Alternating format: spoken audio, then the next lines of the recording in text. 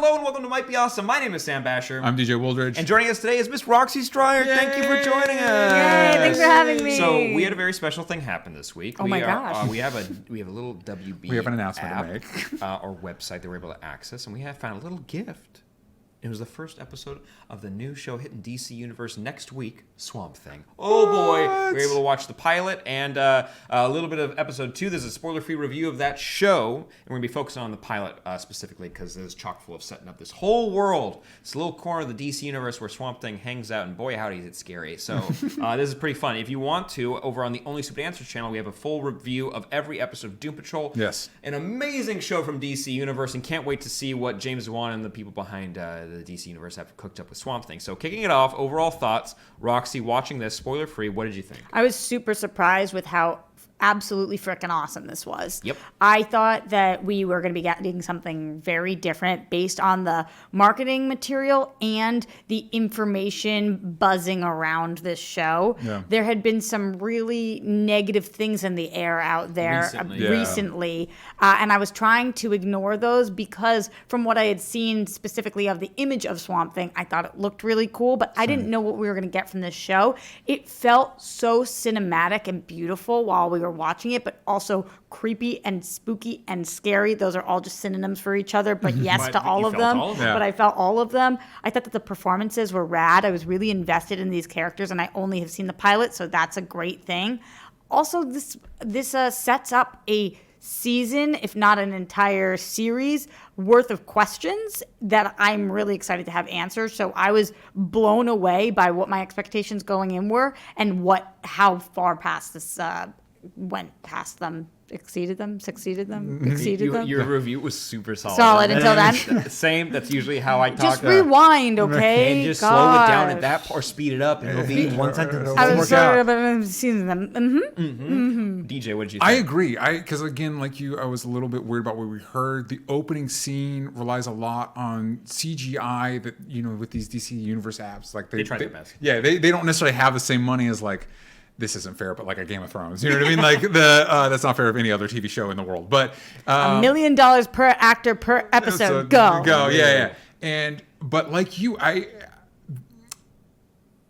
they kind of delay the reveal of Swamp Thing. I think it's fair to say, and that's what a lot of superhero properties do. Like, hey, I think ever since Batman Begins, it's like, hey, what if we kept the thing you're here to pay for off screen for a while? Jaws. And normally, it's going even further back in the franchise Because Hall of it's Fame. broken. Exactly, and it's one of those. But a lot of times when in these superhero properties, it's like, no, just have him become Hulk, man. Like, come on, like just let him do the thing. I actually was shocked at how invested I was in not only Abby but Alec, to the point where it's like, I'm fine if we delay that particular element a few more episodes, just because I really like this character. I like their dynamic. Another thing I'm really liking about these DC Universe app shows that I think kind of like the Marvel, just the closest comparison I can think of is the Marvel Netflix shows didn't really crack, is they feel like TV shows.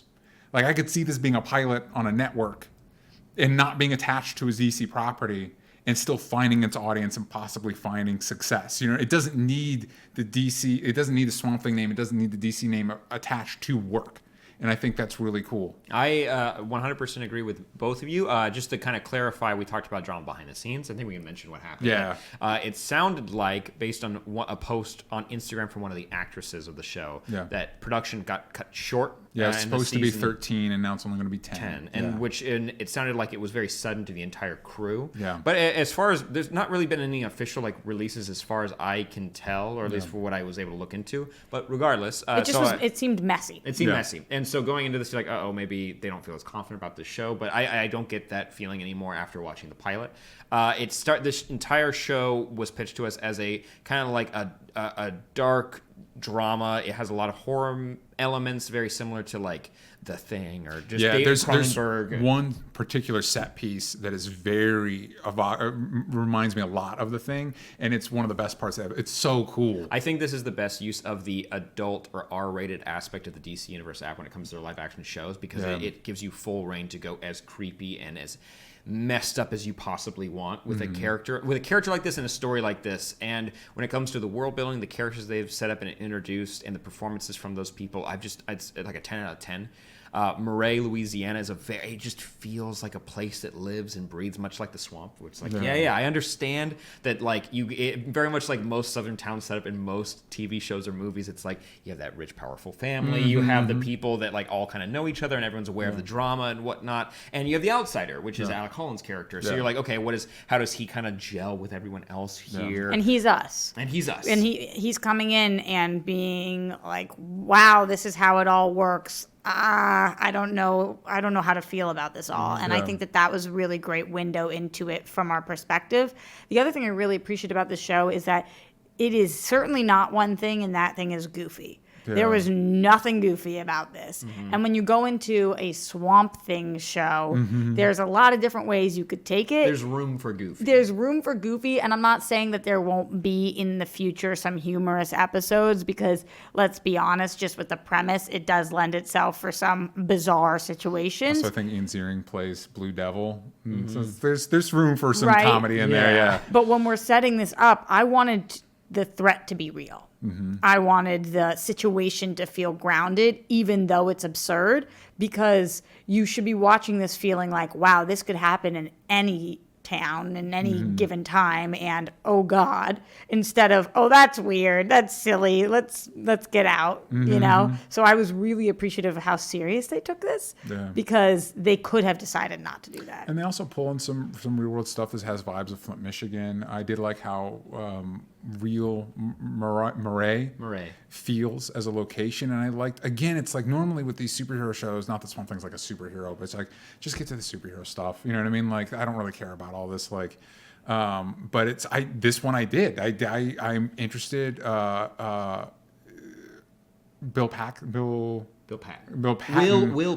Patton. But when you're close, like we are to him, we call him exactly. Bill, Will Patton they're kind of setting him and his wife, played by Virginia Madsen, as kind of possibly antagonists, and I like all that. It's very ambiguous. You're like, yes, you're up to something, but it's not clear what it. But also slightly understandable at times. So Virginia Madsen actually gets one of my favorite scenes in the whole.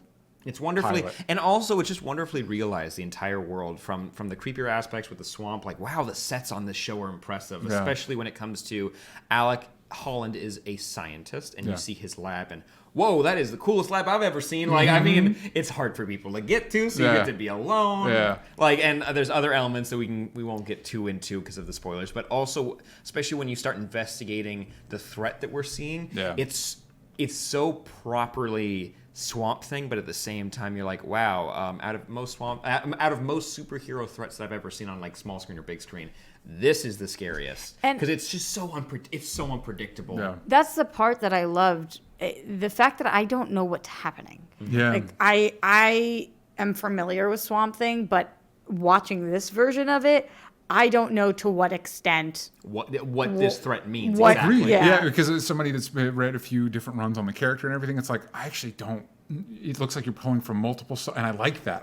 It's a sense of unpredictability that you don't normally get with properties. You're kind of like, cool, you're setting up this villain for this thing in the season, and da-da-da-da. So it's like, Also, mad props to Abby Arcane, who really is our main character. She's not the title character, but she's the main character. And she's the heart of the show, and I think focusing on her... You mean Sophia Falcone? From Gotham. But no, I think she is the perfect character for you to focus on in a show like this, because with Swamp Thing, you can introduce Alec Holland, but we're going to get to Swamp Thing, and Swamp Thing is a monster. Like, he has feelings and he has thoughts, but focusing the story on her, the most human character of them all, and we also learned a lot about her flaws in this episode, but also how capable she is, especially in this situation specifically.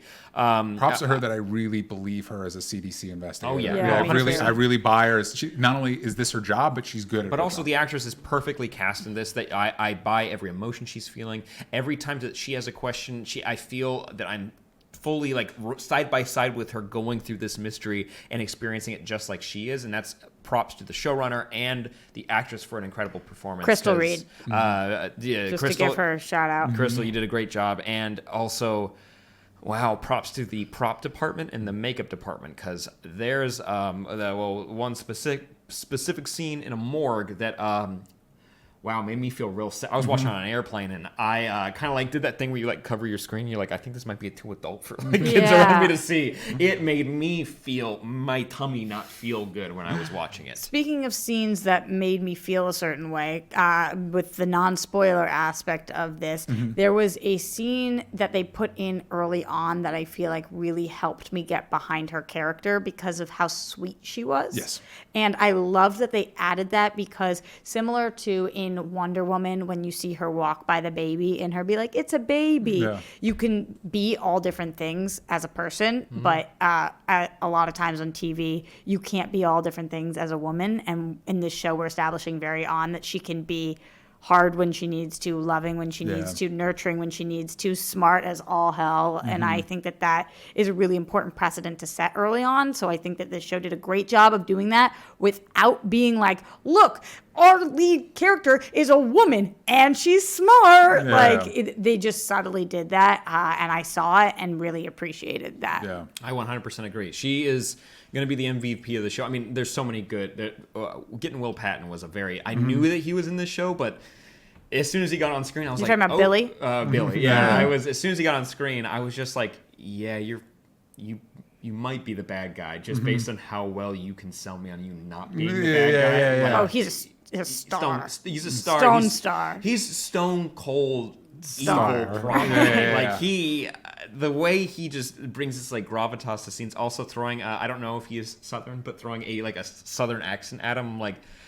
Yeah, you sound like everybody's uncle. Like, I mean, like I buy you in this world. Also, I like that so far the DC Universe app has given us like weird and wonky with Doom Patrol, Titans. It's your kind of grittier superhero story, and with Young Justice, that's something else. It's its own little animated universe. But with this, it's so small. It's a universe, but this is just a town's experience with the supernatural or the superhuman. And it does a really good job of like seeding small like hints to the stuff for the comic fans, but also stuff for the town. Like it feels lived in. I was genuinely impressed with all the stuff because normally even on shows you like, the pilot's not that great. And it's like this did a really good job of laying the ground. It was almost like the first half of a movie, you know? That's how I felt too. Yeah. And I kept thinking that. But more than impressed, I'm interested. Yeah. Which is really important Yeah. because, yes, it was impressive and they did a great job. But also, when I saw there was the second episode, I immediately was like, if I could not have to leave my house right now, this is what I would be doing. 100%. I felt the same way because I had to do something at the second episode. I'm like,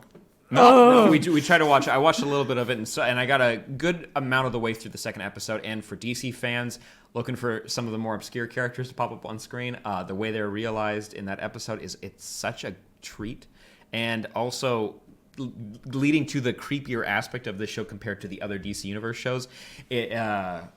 It's seen some really cool storylines that I'm super on board with. By the way, couple things. Another great intro to a DC Universe show. The intro for the intro credit sequence is also really great. Oh yeah, I was a little bummed, kind of thrown back to Titans for a second because it was just the Titans, name. yeah. And then Doom Patrol's like, this is awesome. Yeah, and then Swamp Thing is really good too. And it's like, let's do when Titans season 2 rolls around. Let's get the same company to do something for Titans because they do I think good they work. will for the second season do Fingers something. crossed. Also, let's throw up Swamp Thing himself. This yeah. is one of the press images for those wanting to see the creature. I gotta say, I'm a fan of Wes Craven's original movie.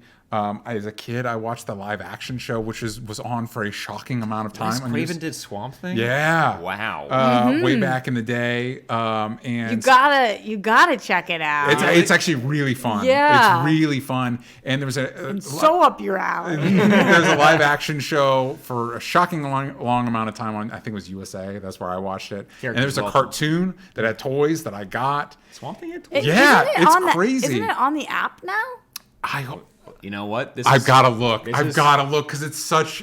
I have such fond memories. I think so. Of that show and those toys. I mean, if you want to watch this show and maybe other Swamp Thing properties, maybe check out DC Universe. Just throwing it out there. But like seeing, just in the ads, seeing the creature in action, seeing Alec's lab, seeing the swamp, it was just like, oh, thank you. Oh, thank you. Doesn't it look like he's veiny? Yeah, the The veiny roots- aspect of it feeling like overgrowth just kind of popping up. And like there's so much there's the practical effects used to bring this character to life in this show. It's unbelievably astounding, and I can't wait to see him Yeah. in action, who is a classic character actor that plays most Yeah, villains. DEREK MEARS. He's probably he was in Sleepy Hollow, And but I think Gotham also. that wouldn't surprise me. He was also On The Flash, maybe? He was on The Flash. Also Jason. And he played Jason Yeah. in the most recent Friday the 13th film. So he's been in a bunch of stuff. He's one of those classic, like, I know horror fans love the guys behind the mask, like 2 episodes of The Flash. Kane Hodder, just all those people. And so it's good to have somebody like that as your Swamp Thing. And I know the guy that played Swamp Thing in the original live action show, and I think he was in the movies as well. He had a long history with the character. Also, by the way, Yeah, this he has was to on. be. Oh no, I made it up that he was on Gotham. He was on Grimm. I would have believed it. Yeah, Oh, Grimm. Grimm, Yeah, there of you course go. he By the was. way, this has to be a nightmare to shoot. Oh, yeah. This show there's so much gross water, Where and them on how? boats, people climbing out of the water, people dragging the water. It's like, this has to be one of the, God bless everybody involved in the show, because it has to be, for the crew, it has to be a pain to shoot. For the cast, it has to be a pain. It can't be fun for anybody to shoot this show. But also how sick you must get if you are an actor who has to be covered in wet things all of the time. I'm getting some like Aquaman vibes when it comes to like those actors were wet like 90% of Yes. that shoot. Yeah. In the green screen stuff. I have a very successful actress friend who has done a ton of a ton of watery shoots, and she says that like the new thing is using a ton of olive oil, because that's like what Interesting. comes up on camera more, and also it doesn't get as cold. And so if you're shooting somewhere cold, so in my mind, and I'm not saying this is what they did, because I bet it's just I'm just picturing them like soaked in olive oil, in flammable oil. Interesting. oil in the hair, oil in a big cotton, in like a big fleshy costume covered in oil. Hey, whatever works. We don't know the behind the scenes, but I will say for the VFX, just final thought for that. I think overall the realization of the threat with VFX. At first, I was big question mark, but as the episode progressed, I was like, the mix of practical and VFX is really selling this. So Because there is fans some of CG with stuff that you really couldn't do any other way. But then they incorporate, like you said, they incorporate practical effects in a very effective way. I'll say that anything that needs to move fast, you're gonna have to use VFX. But anything that's just sitting there and you get to live with the horror on screen is practically done in. Oh, it made me feel like, just thinking about it makes me feel really sick. But if you're this gonna show enjoy it. didn't have that work, the show wouldn't work. Yes. Agreed. So the fact that it worked had to be a given, and it was. I cannot wait for more episodes to see what Marais, Louisiana looks like 10 episodes from now and beyond. Like, I can't. There has to be plans in the works for like a DC Universe original show crossover, and I want to see this Swamp Thing with our Doom Patrol and our Titans. Could you imagine? Yes. Was there anybody, and don't say who, but anybody at any point in this episode that you wanted to punch in the face? I don't think so. Why? Was there someone that you wanted to? Oh, yeah. We'll have to talk about it off camera. Oh, I wanted to punch this person square in the face. Interesting. Well, I guess we have to throw it to you guys. What would you rate this? What first person episode? would you want to punch in the Yeah. face? Let us know in the comments down below. Asking the important questions here, always. Out of 10, for the first episode specifically, what would you give this? I think an 8.5. 8.5 is not bad. I think honestly, probably a 9. I ended up being really impressed with how hooked I was with the show, and really like invested and really liked it. I'd give it a 9 out of 10 as well, mainly because of how impressed I am by the horror elements. Is that they built a world that isn't a running horror movie, but when it does shift into that, it doesn't feel unnatural, but it fully grips you, and I can't wait to have that feeling again. I love this like horror renaissance that we have right now, and it's cool that DC is capitalizing on it. You guys should check it out. DC Universe, there's deals all over the place. DC Universe, if you want to figure out a deal, we'll be happy to promote it. Happy to promote it. I would not mind it whatsoever. But let us know your thoughts on this episode. If you're excited, what you want to see on this show, and also if you're a fan of the other DC Universe shows, let us know in the comments down below. Like, subscribe, and also check out our Doom Patrol reviews over on Only Stupid Answers. Roxy, where can people find you? Everywhere at Roxy Stryer. At DJ Talks Trash, every place that matters. At Sam Basher, but also make sure you check out Super TV Showdown. That's our show over on Patreon. You can get these reviews, not this review, but other reviews early sometimes. So not these reviews, but those reviews. Yeah, we don't want to break the rules, but you can go get other reviews a little early. But yes, we appreciate you guys. Make sure you're subscribed and check out our other videos, and we'll see you next time. Bye-bye.